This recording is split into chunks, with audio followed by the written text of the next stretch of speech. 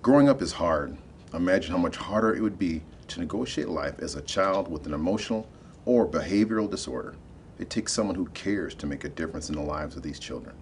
A parent, a teacher, a peer counselor, a role model.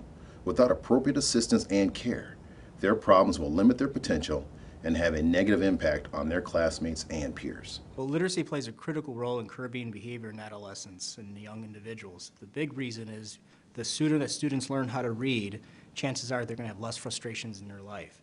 So the earlier that students learn how to read, and usually it's by third grade as an indicator, chances are those students are having a better shot at life and college education and high school diploma.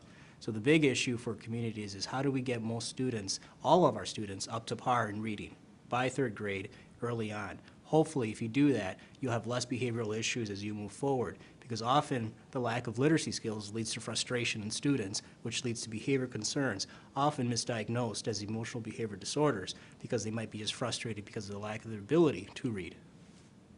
I think training for officers, educators, probation officers, counselors in our schools today is critical for the success of young people.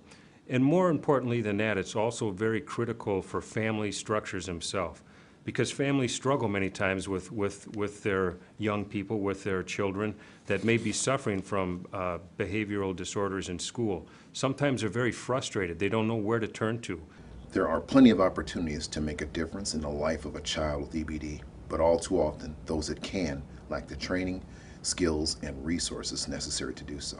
Since 1982, the Behavioral Institute for Children and Adolescents has been a leader in providing in-depth training and other essential resources to teachers, parents, law enforcement, and others who deal with EBD every day. The Behavioral Institute offers solutions to help these key role models control situations, find alternatives, and make a difference in the lives of these children. In 1990, the Institute was formally incorporated, and then in 1992 we began offering not only the international conference but also state conferences, contract for service training, and a wide and expanding array of services that we now have, which includes our faculty, our national faculty, our state, national, local conferences, our topical institutes, including our newest initiative, which is related to the correlation between literacy and social competence. So our newest work spans not only on working with troubled children and their families, but more broadly the important link between academic achievement and social competence. People from Canada and China and really far away that come to learn.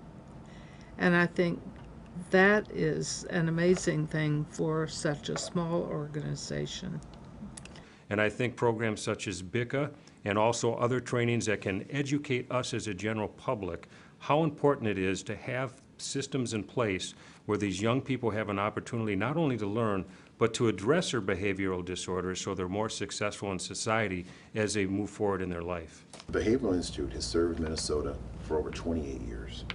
And with your financial support, we can make a difference in the lives of thousands of children. To make a financial contribution, please call 651-484-5510 or visit the website behavioralinstitute.org.